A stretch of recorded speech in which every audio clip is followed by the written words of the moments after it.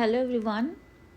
इस क्लास में आज हम लोग बात करेंगे कि इंडक्टिव आर्गुमेंट का कैरेक्टरिस्टिक्स क्या है, यानी कि किसी भी इंडक्टिव आर्गुमेंट्स की क्या क्या विशेषताएं होती हैं, उनमें क्या क्या चीज़ें देखी जाती हैं। तो इसको समझने से पहले हम एक चीज़ समझ लेते हैं कि हमारा जो इंडक्टिव आर्गुमेंट होता है उसमें एक दावा होता है, और वो दावा ये होता है कि हमारे जो कंक्लूज़न हैं वो केवल प्रीमिसेस से नहीं आते हैं, इसके साथ और भी कुछ चीज़ें हैं जिनसे कि हमारा कंक्लूज़न डिराइव होता है। तो ये कौन सी चीज़ें हैं जो कि आधार बनती हैं हमारे कंक्लूज़न को निकालने के, या हमारा कंक्लूज़न हमारे प्रीमिसेस के अलावा और किन चीज़ों पर डिपेंड करता है और किन चीज़ों से निकलता है, उन्हीं के बारे में यहाँ पर हम जानेंगे, जो कि किसी भी इंडक्टिव आर्गुमेंट की खासियत होती हैं, उनकी विशेषताएं होती हैं। तो जो प्रीमिसेस हैं उनके साथ साथ वो क्या चीज़ें हैं, वो कौन से फैक्टर्स हैं जो कि मिल करके किसी कंक्लूज़न को हमें देते हैं in any given inductive argument, उसी के बारे में हम लोग यहाँ बात करेंगे। तो सबसे पहले हम बात करते हैं principle of uniformity of nature की। Principle of uniformity of nature यानी कि प्रकृति की एक रूपता का सिद्धांत। यूनिफॉर्मिटी यानी कि एक रूपता, यूनिफॉर्म जिसको कहते हैं, यूनिफॉर्म बिहेवियर, एक जैसा व्यवहार। तो ये जो principal of uniformity of nature है, ये क्या कहता है कि जो नेचर है वो यूनिफॉर्मली बिहेव करती है, वो एक जैसा एक रूप व्यवहार करती है। इसका मतलब ये है कि नेचर जैसे पहले बिहेव करते आई है वैसे ही आगे भी बिहेव करेगी। ये हमारा प्रिंसिपल है, this is the principal. Principal ये है कि प्रकृति या नेचर हमेशा से जिस तरह से व्यवहार करते हुए आई है वो आगे भी वैसे ही व्यवहार करेगी। और जब हम इस प्रिंसिपल में विश्वास करते हैं, इसमें जब हमारा फेथ होता है, तब हम क्या करते हैं कि किसी वस्तु का, यानी ये कोई व्यक्ति हो या कोई ऑब्जेक्ट हो, ये पहले कैसे बिहेव करता आया है, इसका व्यवहार पहले कैसा रहा है, उसको देख करके हम अंदाज़ा लगाते हैं, यानी कि अनुमान करते हैं कि वो आगे किस तरीके का व्यवहार करेगा, यानी कि आगे उसका व्यवहार कैसा होगा। तो ये जो पहले के एक्शंस हैं, पहले के बिहेवियर्स हैं किसी वस्तु के, किसी व्यक्ति के, उसको ध्यान में रखकर जब हम आगे का अनुमान लगाते हैं, यानी ये कंक्लूज़न हो गया, ये हमारे प्रीमिसेस हैं, तब क्या हो रहा है कि इसमें एक चीज़ इन्वॉल्व हो रही है, that is called the principal of uniformity of nature. ये प्रिंसिपल है जो कि प्रीमिसेस के साथ मिल करके कोई कंक्लूज़न हमें देता है। ठीक है, इसको एक एग्जाम्पल से हम लोग समझते हैं। जैसे कि हमने हमेशा से देखा है कि जो सन है यानी सूर्य है वो पूरब से उगता है। तो हमेशा चूँकि ये पूरब में उगता हुआ आया है, इसलिए हम यहाँ पर खड़े होकर अनुमान करते हैं कि चूँकि हमेशा सूर्य जो है वो पूरब में उगता है, इसलिए आज भी या आगे भी सूरज पूरब में ही उगेगा। इस तरीके के जो अनुमान हैं वो इंडक्टिव आर्गुमेंट्स हैं, चाहे इसमें कितना भी आपको सर्टेनिटी क्यों न लग रहा हो, लेकिन ये सर्टेनिटी बेस्ड है एक प्रिंसिपल पर, या ये जो कंक्लूज़न है हमारा वो बेस्ड है एक प्रिंसिपल पर जिसे हम कह रहे हैं यूनिफॉर्मिटी ऑफ नेचर। ठीक है, तो ये कॉम्प्लीटली डिडक्टिव आर्गुमेंट्स की तरह सर्टेन कंक्लूज़न नहीं दे रहा है, क्योंकि जो प्रीमिसेस हैं वो केवल मात्र कंक्लूज़न को देने का आधार नहीं बनते हैं, बल्कि प्रीमिसेस के साथ साथ ये नेचर का यूनिफॉर्म बिहेवियर जो है वो भी एक वजह बनता है, एक आधार बनता है इस कंक्लूज़न को पाने का या देने का। ठीक है, इस तरीके से हम लोग देखते हैं कि हर ऐसे अनुमान में जहाँ पर कि कुछ समान चीज़ें होती हैं, किसी आधार पर दी हुई रहती हैं, और उनके आधार पर कुछ और चीज़ें, कुछ और बातें जो हम क्लेम करते हैं कंक्लूज़न में, वहाँ पर हमेशा इस तरीके का एक फेथ, एक बिलीफ, एक विश्वास टिका होता है, यानी कि पहले से रहता है कि जो नेचर है वो यूनिफॉर्मली बिहेव करेगा। तो ये जो principal of uniformity of nature है, ये एक बहुत इंपॉर्टेंट कैरेक्टरिस्टिक है इंडक्टिव आर्गुमेंट का, क्योंकि इसको माने बिना आप इंडक्टिव आर्गुमेंट्स नहीं कर सकते हो। ठीक है, अब इसके ऊपर भी कुछ स्केप्टिक्स लोगों का कहना है, जो संदेहवादी हैं, वो कहते हैं कि ये जो इंडक्टिव आर्गुमेंट है, वो खुद ही, वो लोग कहते हैं कि वो खुद ही अनुमान से बना है। यानी कि इंडक्टिव आर्गुमेंट्स जो है उसका टिका होना principal of uniformity of nature पर जो टिका हुआ होना है वो खुद इस पर टिका हुआ है। यानी कि एक तरीके का इसमें सर्कुलैरिटी देखने को मिलता है कि इंडक्टिव आर्गुमेंट के लिए ज़रूरी है nature of uniformity of principle of uniformity of nature, और principle of uniformity of nature के लिए ज़रूरी है इंडक्टिव आर्गुमेंट का होना। तो ये दोनों आपस में इतने एक दूसरे पर निर्भर हैं कि इसे चक्रक दोष या आप कह सकते हो सर्कुलैरिटी की फैलेसी कह सकते हो। तो ये एक तरीके की फैलेसी है कि ये सर्कुलर है, और इसे एक बहुत बड़ी प्रॉब्लम के रूप में भी जाना जाता है, जिसे कि हम लोग प्रॉब्लम ऑफ इंडक्शन कहते हैं। प्रॉब्लम ऑफ इंडक्शन के ऊपर ह्यूम वगैरह ने बहुत काम किया है। फिलहाल आपको इसके बारे में उतना डिटेल में नहीं देखना है बीए के लेवल पर आप ये जानते रहिए कि सर्कुलैरिटी दोष में क्या होता है कि जिस चीज़ को हम प्रूव करना चाहते हैं या बताना चाहते हैं उसको पहले ही हम मान ले रहे हैं, सपोज कर ले रहे हैं।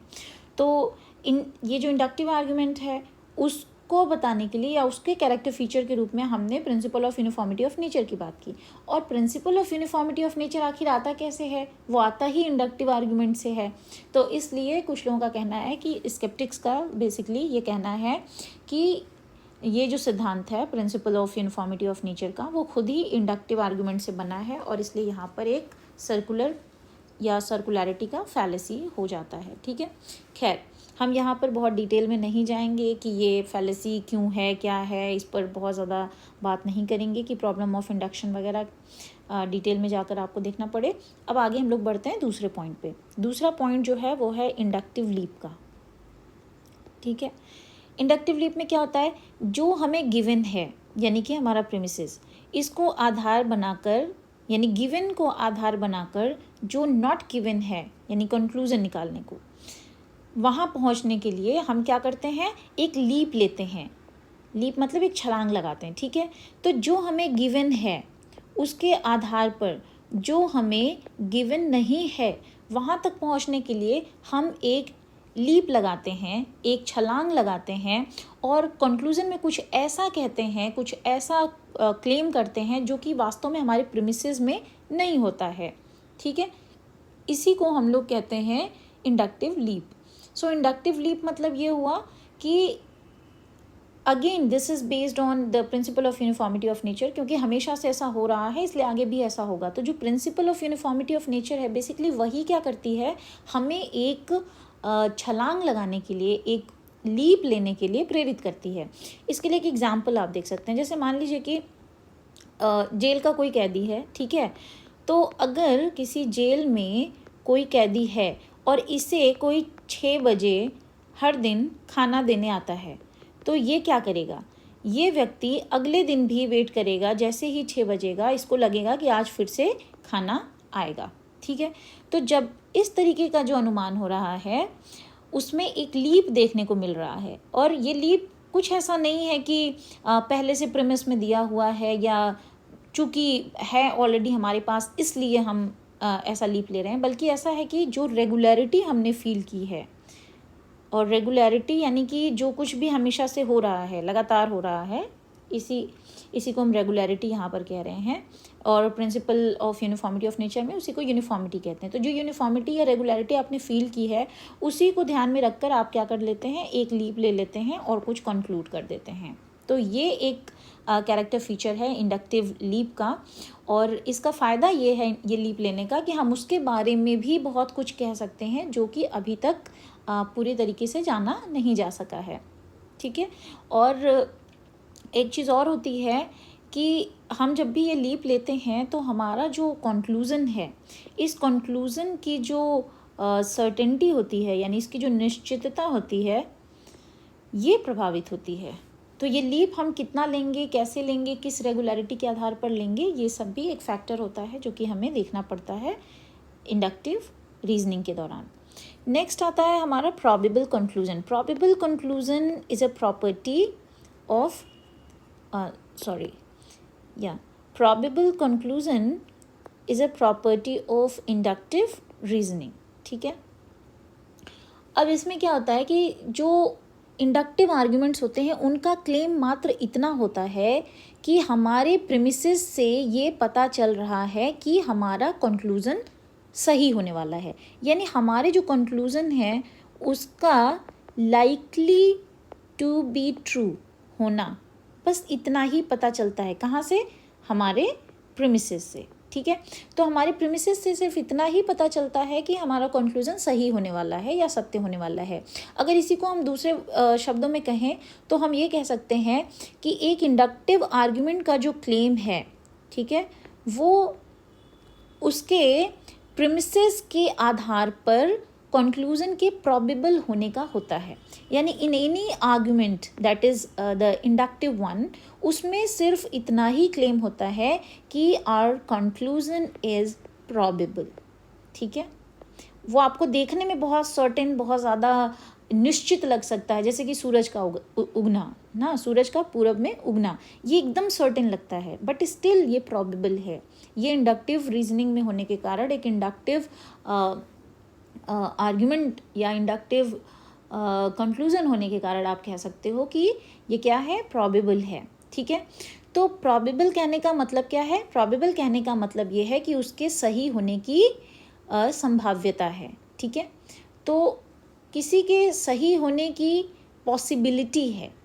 ठीक है, अब देखिए, पॉसिबिलिटी और प्रोबेबिलिटी, यहाँ पे दो शब्द आएंगे और इसीलिए इनका अंतर करना यहाँ पर बहुत ज़रूरी है। Possibility and probability. जैसे ही हम कहते हैं कि हमारा कंक्लूजन सिर्फ प्रोबेबल है, इसका मतलब है कि उसके सही होने की पॉसिबिलिटी है। इसका मतलब है कि पॉसिबिलिटी और प्रोबेबिलिटी ये दो अलग अलग चीज़ें हैं। ठीक है, अब ये क्या है? देखिए, पॉसिबिलिटी जो होता है वो क्या है? दो है हमारे पास, यानी किसी भी स्टेटमेंट के सही या गलत होने की संभावना है, पॉसिबिलिटी है। ठीक है, इसका मतलब कि हर एक स्टेटमेंट दो पॉसिबिलिटी रखता है कि वो स्टेटमेंट या तो ट्रू हो सकता है या तो फॉल्स हो सकता है। तो दो पॉसिबिलिटी होती है। चूंकि हमारा जो कंक्लूजन है वो भी एक स्टेटमेंट है, तो उसकी भी कितनी संभावनाएं होंगी? उसकी भी दो पॉसिबिलिटी होगी कि वो या तो ट्रू होगा या तो फॉल्स होगा। ठीक है, अब ये सही होने की जो हमारी पॉसिबिलिटी है वो तो दो है, लेकिन ये प्रोबेबिलिटी की जब हम बात कर रहे हैं कि वो कितना सही हो सकता है, तब हम यहाँ पर किसकी बात कर रहे हैं? प्रोबेबिलिटी की। प्रोबेबिलिटी को ही हम लोग संभाव्यता या प्रायिकता कहते हैं हिंदी में, संभाव्यता। ठीक है, और पॉसिबिलिटी के लिए जो शब्द यूज होता है उसको हम संभविता कहते हैं। तो दिस इज संभविता एंड दिस वन इज संभाव्यता। ठीक है, आप यहाँ अंग की जगह पर आधा म भी यूज़ कर सकते हैं। ठीक है, जैसे संभव लिखते हैं उस तरीके से संभविता एंड संभाव्यता उस तरीके से भी लिखा जा सकता है। इसी को प्रायिकता भी कहते हैं।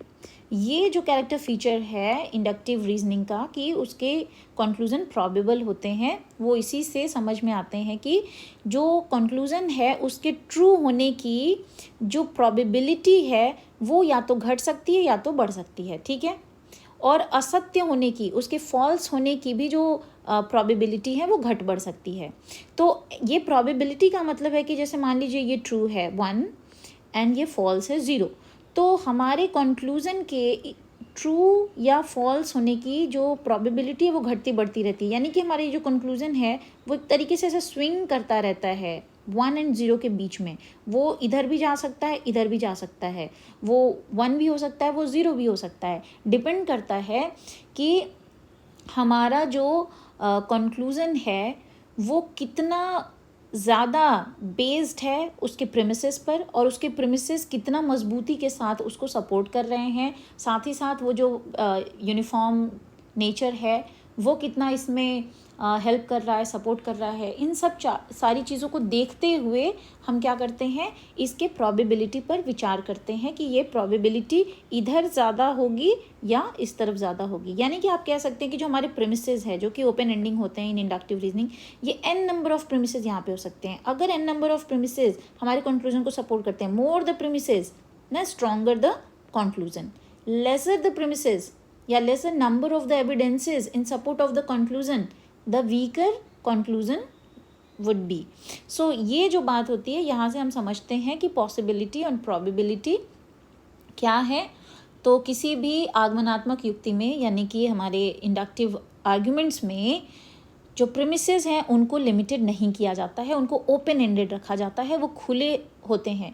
क्योंकि कभी भी यदि ऐसा क्लेम कर दिया जाए कि इतने ही एविडेंसेस हैं, इतने ही दृष्टांत हैं जो कि दिए हुए हैं, तो फिर हमारा जो कंक्लूजन होगा उसमें किसी अन्य दृष्टांत के बारे में, किसी अन्य कंक्लूजन के बारे में कहना तो फिर सही नहीं होगा, है ना। और जो दिए गए हैं उतने ही के बारे में कहना या कहने का दावा यदि हम करें कंक्लूजन में, तो कंक्लूजन क्या हो जाएगा, ये तो डिडक्टिव हो जाएगा, क्योंकि डिडक्टिव कंक्लूजन का दावा प्रेमिसेस से ही होता है और कंक्लूजन सिर्फ और सिर्फ प्रेमिसेस से आते हैं। इसीलिए इंडक्टिव आर्ग्यूमेंट्स में क्या होता है कि आप ओपन एंडेड रखते हैं, खुला रखते हैं, हमेशा लिमिटेशन उस पर नहीं लगाते हैं, क्योंकि हमारे प्रेमिसेस में हमेशा नए नए दृष्टांत, नए नए एविडेंसेस, नए नए प्रूफ्स जुड़ सकते हैं, जो कि हमारे कंक्लूजन की प्रोबेबिलिटी को घटा बढ़ा सकते हैं। तो आई होप कि आपको ये प्रोबेबिलिटी एंड पॉसिबिलिटी समझ में आ गई होगी।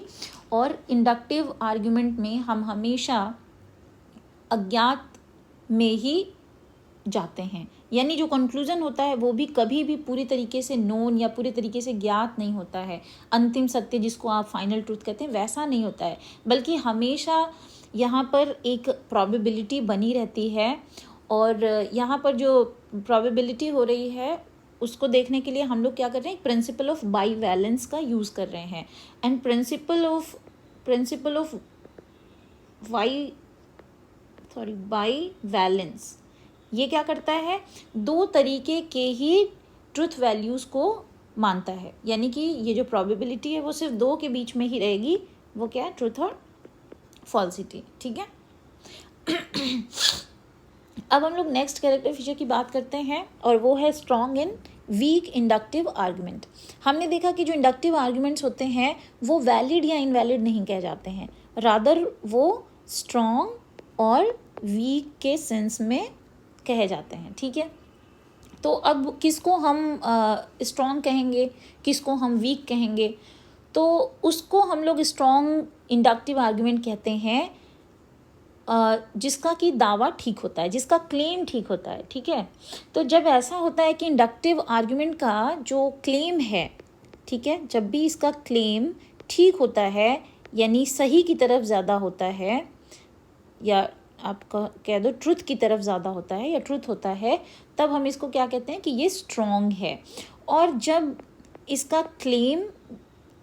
क्लेम ठीक नहीं होता है या फॉल्स हो जाता है, आप कह सकते हो, तब ये वीक होता है, तब इसको हम वीक इंडक्टिव आर्गुमेंट कहते हैं। ठीक है। तो आगमनात्मक जो युक्तियाँ होती हैं, इंडक्टिव आर्गुमेंट होती हैं, वो अपने कंक्लूजन के सही होने की ज़्यादा प्रोबेबिलिटी जहाँ पर दिखाती हैं, जितनी ज़्यादा प्रोबेबिलिटी दिखाती हैं उतनी स्ट्रॉन्ग मानी जाती हैं, और जितनी कम प्रोबेबिलिटी दिखाती हैं, यानी कि अगर अपने निष्कर्ष के वो असत्य होने को अधिक प्रोबेबल बनाती हैं, तो वो वीक मानी जाती हैं। ठीक है। तो इसका मतलब है कि किसी भी स्टेटमेंट की जो ट्रुथ और फॉल्सिटी होती है, इसकी जो प्रोबेबिलिटी है वो एक दूसरे के इन्वर्सली प्रोपोर्शनल होती है।